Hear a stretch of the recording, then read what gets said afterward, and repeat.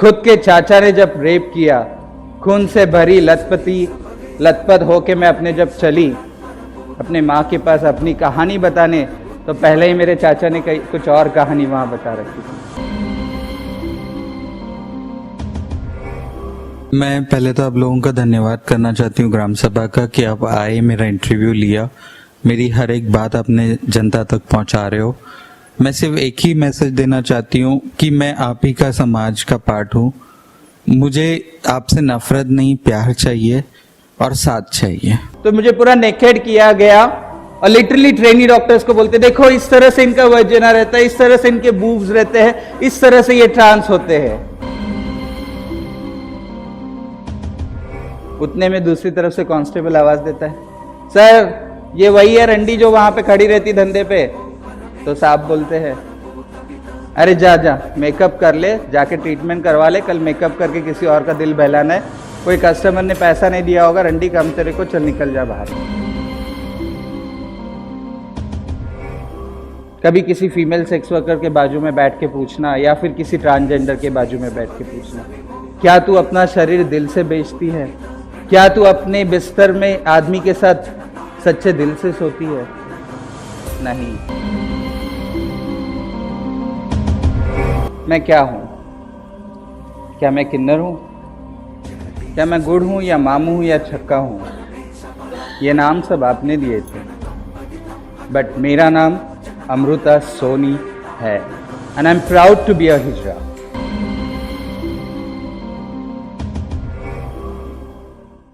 Transgender ये शब्द सुनकर समाज मुंह छुपाने सा लगता है।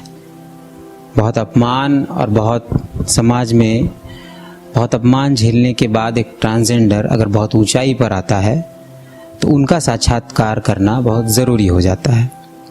आज हम जिनसे आपको मिलाने जा रहे हैं वो परिचय की मोहताज नहीं है, लेकिन भूमिका के लिए परिचय देना ज़रूरी है।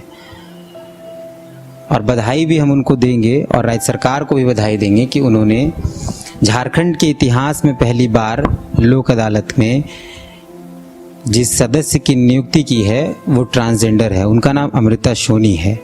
अमृता सोनी परिचय की मोहताज नहीं है। अमृता सोनी वही है जो पूरे भारत की पहली नोडल पदाधिकारी ट्रांसजेंडर में थी, जिन्हें छत्तीसगढ़ सरकार ने बनाया था।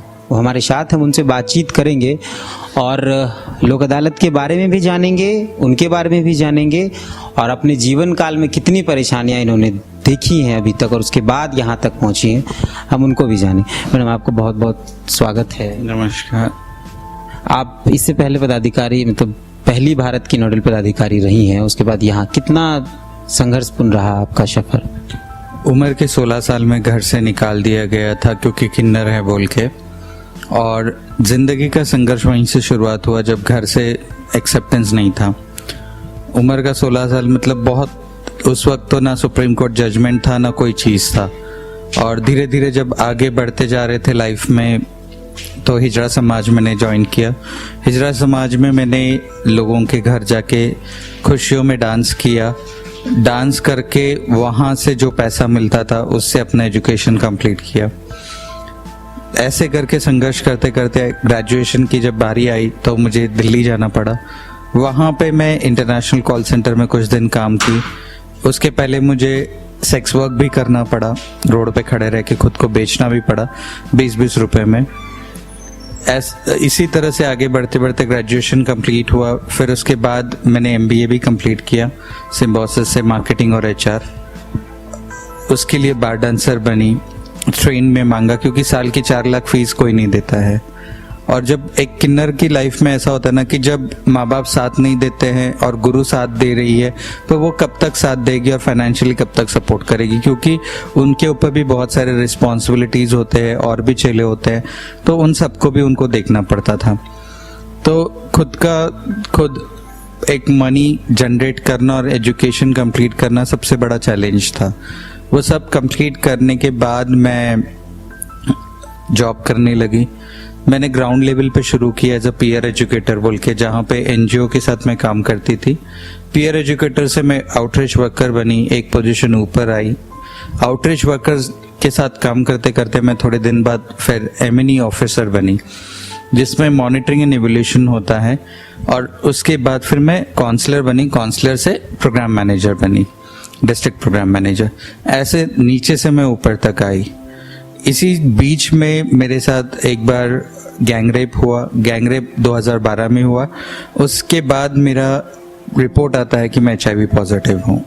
जो मैं लोगों को अवेयर करती थी कॉन्डम्स देने का, और मैं HIV पॉजिटिव हूँ बोल के जब मेरा रिपोर्ट खुद का आया तो बहुत, एक इंसान का पहले ही एक स्टिग्मा था जो किन्नर होने का, हिजड़ा होने का, और दूसरा स्टिग्मा मेरा HIV पॉजिटिव का।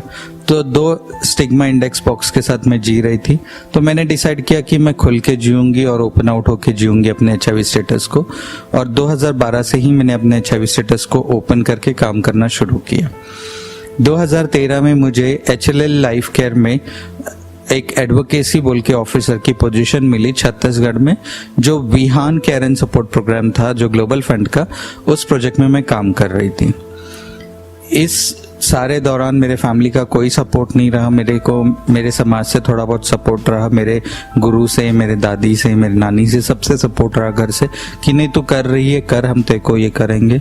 सबसे ज़्यादा मेन रोल मेरी फ्रेंड जो है मयूरी, जो कोल्हापुर से है, उसकी खुद की संस्था है मैत्री, उसने मुझे बहुत सपोर्ट किया कि तुम पढ़ो, आगे बढ़ो, अच्छा रहेगा, कि कम्युनिटी के लिए एक नई मुकाम हासिल होगा। छत्तीसगढ़ में जब मैं जॉब करने लगी तो वहाँ सरकार के साथ मिलके काम करना पड़ता था, और HIV पॉजिटिव लोगों के लिए मैं वहाँ पे काम करती थी। तो HIV पॉजिटिव में सारे लोग आ गए, फीमेल सेक्स वर्कर आ गए, इंजेक्टेबल ड्रग यूजर्स आ गए, ट्रक ड्राइवर्स आ गए, माइग्रेंट पॉपुलेशन आ गया, और मेरी ट्रांसजेंडर कम्युनिटी भी आ गई उसमें। सारे जो HIV पॉजिटिव थे उनके अधिकारों के लिए मैं काम करती थी। वहाँ पे मैंने कुछ हिस्टोरिकल ऑर्डर्स गवर्नमेंट से अप्रूव कराए। मेरा काम देखते हुए Jharkhand state ads control society ने मुझे नोडल ऑफिसर का पोजीशन दिया, जो हेल्थ कैंप के लिए था छत्तीसगढ़ में। 2014 में जब सुप्रीम कोर्ट का जजमेंट आया, उसके बाद मुझे वो ऑर्डर मिला एज अ नोडल ऑफिसर बोल के। छत्तीसगढ़ गवर्नमेंट पहली किन्नर जो नोडल गवर्नमेंट ऑफिसर बनी। वो काफी कुछ शॉर्ट टर्म का कॉन्ट्रैक्ट था। वो कंप्लीट करने के बाद मैं 2015 में मेरा एडवोकेसी ऑफिसर का पोजीशन HLF PPT से खत्म हो गया, क्योंकि ग्लोबल फंड ने डिसाइड किया कि अब हम इस पोजीशन को क्लोज करके हम दूसरे पोजीशन की ओर मुड़ते हैं। तो पोजीशन क्लोज होने के बाद ऑर्गेनाइजेशन से मुझे रिजाइन करना पड़ा, क्योंकि उनके पास कोई और ऑप्शन था नहीं मेरे लिए। तो मेरे को रिजाइन करने के बाद मेरे को बिहार में NCPI प्लस में, national collision of people living with HIV in India में, मैं एज अ प्रोग्राम मैनेजर बोल के ज्वाइन की, स्टेट प्रोग्राम मैनेजर, जहां पे मैं बिहार के पूरे 38 जिलों में काम कर रही थी HIV पॉजिटिव। सेम प्रोग्राम और सेम सब सारी चीजें सेम थी। वहां पे काम करते करते करते मैं वहां पे अपनी खुद की पहचान 2015 से लेके अभी तक बना पाई हूँ, और वहाँ का Bihar state legal aid services के साथ जुड़ के मैंने काम किया। क्योंकि कम्युनिटी के राइट्स, जब हम कहते हैं कि कॉन्स्टिट्यूशन की जब बात करें, क्योंकि हर एक इंसान की राइट्स कॉन्स्टिट्यूशन से बंधी हैं, और सैक्स जो है गवर्नमेंट का जो बॉडी है, स्टेट लीगल एड सर्विसेज हो या फिर HIV एड्स कंट्रोल सोसाइटी हो, स्टेट कंट्रोल सोसाइटी, ये सारे एक गवर्नमेंट कंट्रोल एक दूसरे से जुड़े हुए हैं। तो जब मैंने पहला मेरा मीटिंग हुआ था, ओम प्रकाश सर थे Jharkhand state legal aid services में, तो उन्होंने वैलेंटाइन डे के दिन 2016 में उन्होंने एक मीटिंग बुलाई थी, जहां पे सारे डिपार्टमेंट्स को बुला के जो कम्युनिटी के लिए काम है क्या नहीं है, स्कीम्स के बारे में डिस्कशन हुआ था। उसके बाद लगातार वो मीटिंग्स होती गई, और मेरे काम को देखते हुए डिस्ट्रिक्ट लीगल एड वहाँ के जो Bihar state legal aid services ने मुझे उनके पैनल पे कर लिया, जहाँ पे मैं जेंडर रिसोर्स बोल के उनके यहाँ पे और HIV एड्स का अवेयरनेस करने जाती हूँ, यूथ के ऊपर सेशंस लेने जाती हूँ। आज भी मैं जा रही हूँ, 2015 से लेके आज तक मैं वहाँ पे कंटिन्यूसली सेशंस लेते आई हूँ। और जो बच्चे वहाँ से मोटिवेट होके जाते हैं, मेरी पर्सनल लाइफ स्टोरीज मैंने जब उनके साथ शेयर करती थी, और पर्सनल एक्सपीरियंस, और कॉन्स्टिट्यूशन क्या कहता है, कॉन्स्टिट्यूशन की हमारे लिए क्या जरूरत है, HIV पॉजिटिव के लिए क्या जरूरत है, ओवरऑल जेंडर्स के ऊपर मुझे बात करनी पड़ती थी। और वो बच्चे जब लौट के अपने कॉलेजेस में जाते थे तो वो अपने प्रोफेसर्स को बताते थे, और अपने कॉलेजेस में मेरा लेक्चर्स वो लोग अरेंज करते थे। और उसी तरह से मैं मेरा काम चल रहा था। तो 2017 में मुझे अर्बन ट्री बोल के हैं जो चेन्नई की हैं, उन्होंने मुझे पावरफुल वुमेन ऑफ इंडिया बोल के डिक्लेयर कर दिया वुमेन्स डे के ऊपर, इंटरनेशनल वुमेन्स डे पे, मेरे काम को देखते हुए। फिर हमारे जो जेपी नड्डा जी है, सेंट्रल गवर्नमेंट के जो health minister, union health minister थे, उन्होंने भी मेरे काम को अप्रिशिएट किया अवॉर्डेड करते हुए नेशनल लेवल पे through national AIDS control society program के थ्रू। उसके बाद 2019 तक मैं सेम प्रोग्राम में काम कर रही थी। 2018 से मैं झारखंड, वेस्ट बंगाल और सिक्किम और बिहार, ये 4 स्टेट्स को मैं हैंडल कर रही थी। तो जब मेरे पे काम का प्रेशर बढ़ा और मेरा ट्रांसफ़र हो गया दिल्ली, तो मेरे को जॉब छोड़ना पड़ा और मैं वापस बिहार आई। 2018 में एक लड़का था मेरे लाइफ में जो आया, जिसने मुझे प्रपोज किया और छठ पूजा पे उसने मुझे सिंदूर और मंगलसूत्र दिया था। तो मेरे पास कोई शादी का प्रूफ नहीं था, तो हमने मंदिर में 25 मार्च 2019 को शादी की थी। और मैं अपनी शादी बचाने के लिए मैं अपना जॉब छोड़ के वापस आई। बट कहते ना कि एक चीज़ के लिए एक चीज़ खोते तो दूसरा चीज़ भी खो जाता है। और नवंबर में 7 महीने के बाद शादी के वो कहता है कि I don't accept this marriage. तो इतना मतलब झेलने के बाद, क्यों तो मैं एक किन्नर हूँ, उसको सारी चीज़ें पता थी। उसका अभी क्लेम आ रहा है कि मैंने उससे HIV स्टेटस छुपा के रखा। हालांकि मेरा HIV स्टेटस हर एक मीडिया ने प्रिंट किया हुआ है, फेसबुक पे है, 2014 से पहले से सब जगह प्रिंट हो चुका है। तो मैं क्यों छुपाऊं उससे? जब मैं दुनिया को बोलती हूँ तो उससे एज अ लाइफ पार्टनर है जो मेरे साथ चलने वाला, मैं उससे क्यों छुपाऊंगी? बट लोगों ने उस चीज़ को भी एक इशू बना के आज मेरे को पूरा मेंटली डिस्टर्बेंस बहुत ज़्यादा चल रहा है। फिर मुझ पे करप्शन का केस, अभी मतलब करप्शन बोल के कुछ नहीं मिला तो इसको करप्शन में डालो, बट प्रूफ कोई नहीं कर पा रहा कि नहीं, उसने नहीं, मेरे समाज ने भी अभी इतना अपोजिशन कम्युनिटी ने अभी कह रहे हैं कि करप्शन कर रही हैं 11 करोड़, ये वो सारे ग्रुप्स में वो लोग भेज रहे। तो मैंने उनसे फ़ोन करके लिटरली रिक्वेस्ट किया कि ठीक है, मैंने 11 करोड़ लिए हैं, ऐसा आपका कहना है, Jharkhand state ads control society के 11 करोड़ मैं खाई हूँ, तो इतना आसान है क्या सरकार के 11 करोड़ खाना? अगर खाए हैं तो आप CBI इंक्वायरी क्यों नहीं करवा रहे हो मुझ पे?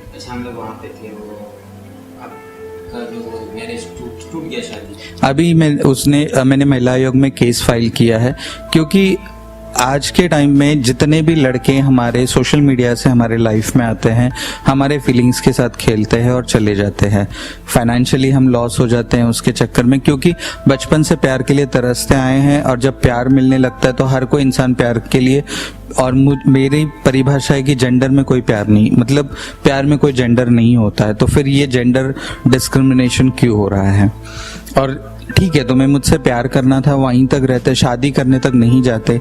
शादी की आपने मेरे साथ, छठ पूजा की मार्च में, और मेरे साथ हर जगह आप गए हो, आपने शगुन लिया है, मेरे जो जानने वाले थे उनसे शगुन लिया आपने।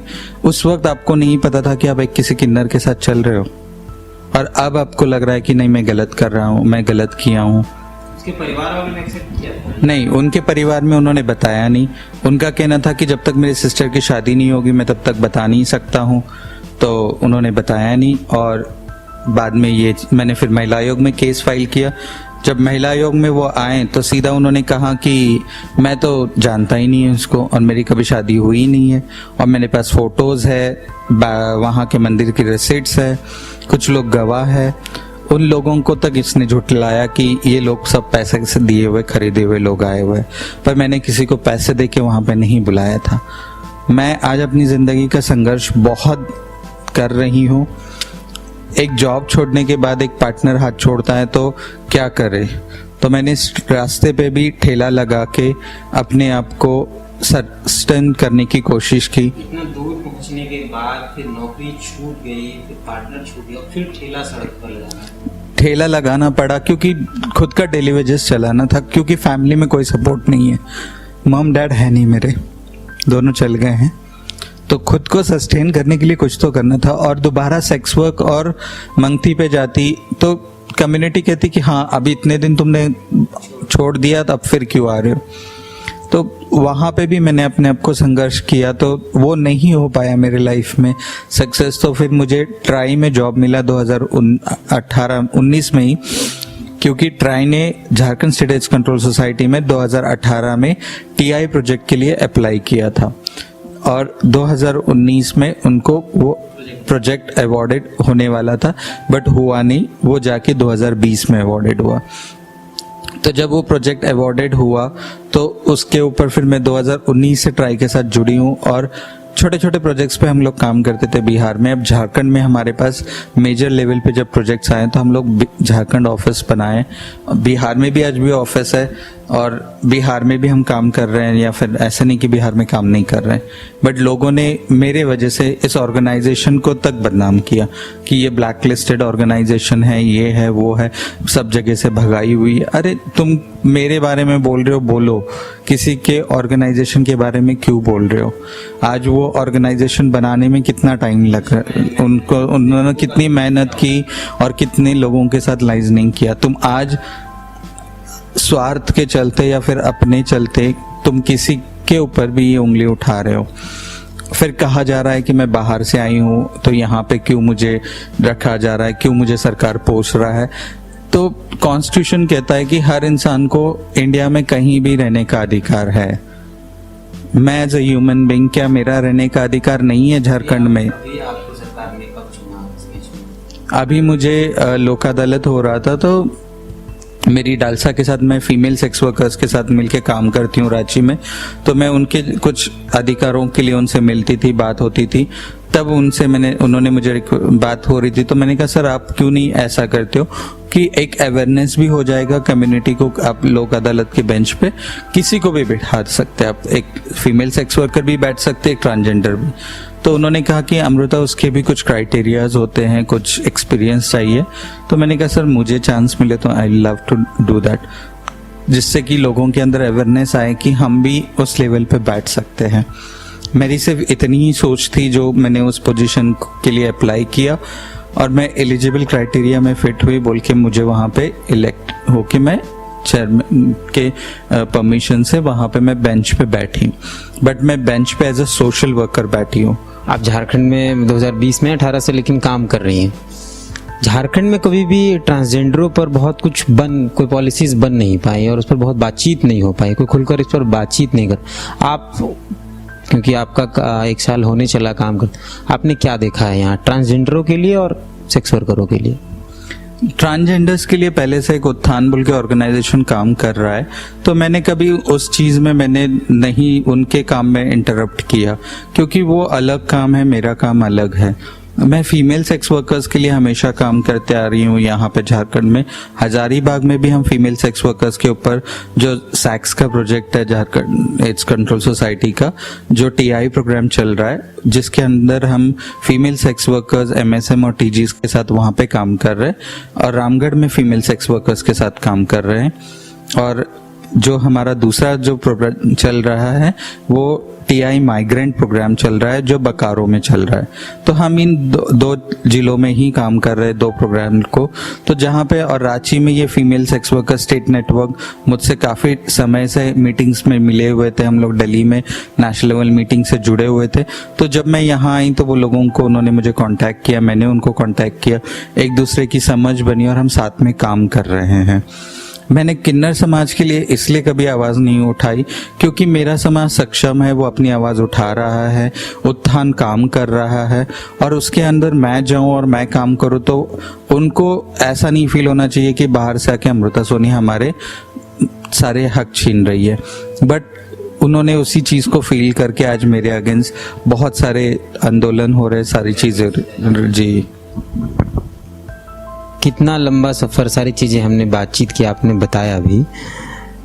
लोक अदालत का मेंबर बनना और उससे पहले, क्योंकि आप बड़े पद पे रही हैं, नोडल पदाधिकारी, नई उपलब्धि या अब आगे का क्या है आपका इसमें?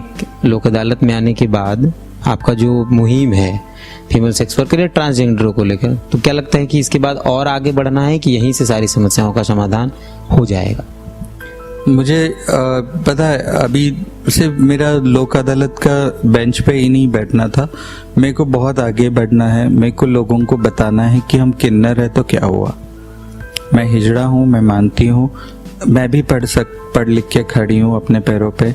जब एक पुरुष हाई लेवल पोजीशन पे बैठ के काम कर सकता है तो एक किन्नर क्यों नहीं कर सकती है।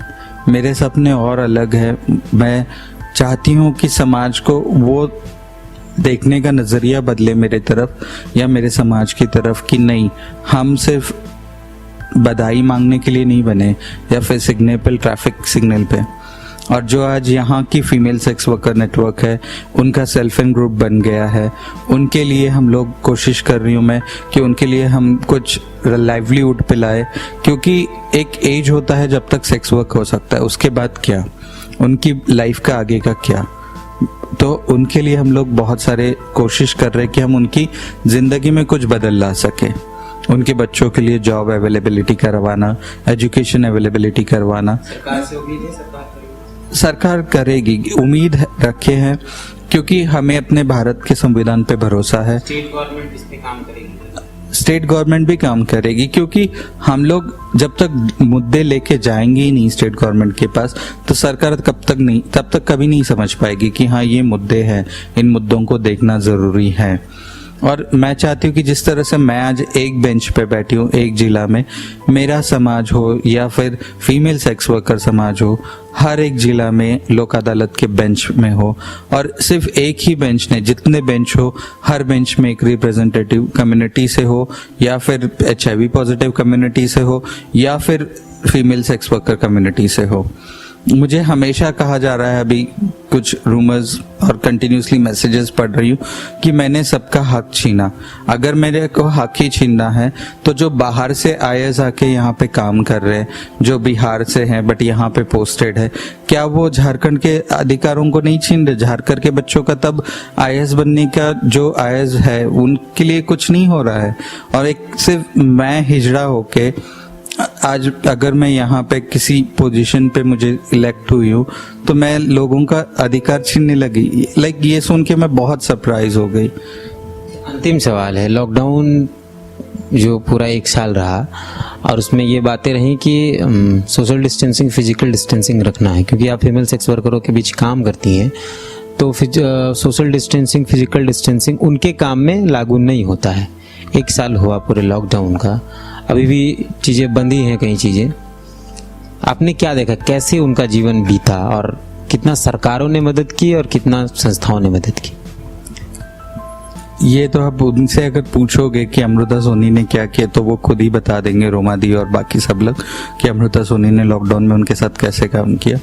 उस वक्त काफ़ी कम लोग आगे आए डोनेट करने के लिए, उन लोगों के लिए काफ़ी मुश्किल रहा उनको सब जगह से फंडिंग इकट्ठा करके राशन प्रोवाइड करना। कुछ national level female sex worker network ने कुछ सपोर्ट किया, कुछ यहाँ से सपोर्ट मिला, कुछ लोग थे जो सपोर्ट किया गया के राशन का। बट बहुत मुश्किल समय अभी भी चल रहा है उन लोगों के लिए, क्योंकि अब वापस कोरोना बढ़ रहा है, उनके लाइफ का बहुत बड़ा रिस्क बढ़ रहा है।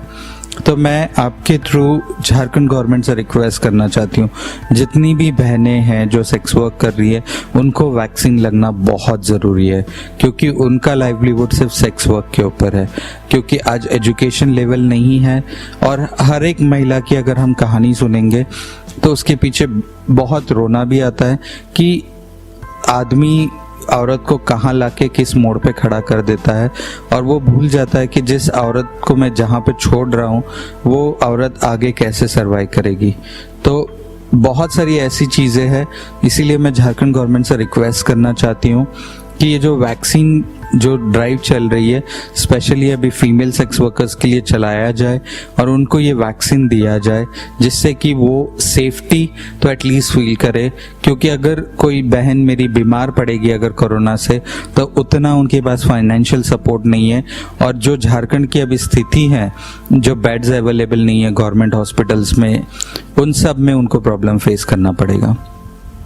हमारे साथ थी अमृता सोनी, ट्रांसजेंडर हैं और भारत की पहली ट्रांसजेंडर नोडल पदाधिकारी हैं। अपने में एक बड़ी उपलब्धि है। इन्होंने सारी चीज़ों पर बातचीत की, अपने जीवन को लेकर, समाज को लेकर, झारखंड में ट्रांसजेंडर और फीमेल सेक्स वर्करों को लेकर क्या चल रहा है, सारी चीज़ों पर बात की है। वर्तमान में ये लोक अदालत की सदस्य बनी है और एक बड़ी महत्वपूर्ण जिम्मेदारी इनके पास है। हमें देखना है कि ये उस जिम्मेदारी को किस तरीके से निर्वाह करते हैं। आपका तो बहुत बहुत स्वागत है समय देने के लिए और बात करने के लिए। क्या मैसेज देना चाहेंगे? कम शब्दों में। मैं पहले तो आप लोगों का धन्यवाद करना चाहती हूँ ग्राम सभा का कि आप आए, मेरा इंटरव्यू लिया, मेरी हर एक बात आपने जनता तक पहुँचा रहे हो। मैं सिर्फ एक ही मैसेज देना चाहती हूँ कि मैं आप ही का समाज का पार्ट हूँ। मुझे आपसे नफरत नहीं, प्यार चाहिए और साथ चाहिए।